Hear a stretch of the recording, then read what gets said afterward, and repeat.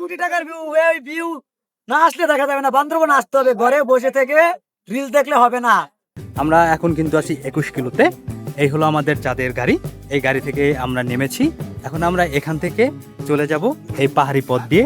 আমরা এখান থেকে চলে যাব খ্যামসং পাড়ার দিকে। আমি যদি আপনাদেরকে একটু সামনের দিকে নিয়ে দেখাই, যে একটু মেঘগুলো দেখবেন যে কি পরিমাণ মেঘ এখানে জমে আছে। মেঘের জন্য কিন্তু রাস্তা দেখা যাচ্ছে না।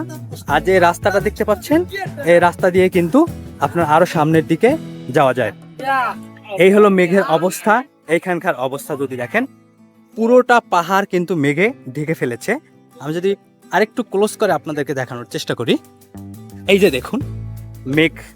আপনারা শুধু মেঘগুলো একটু দেখুন, কি পরিমাণ মেঘ এখানে জমে আছে।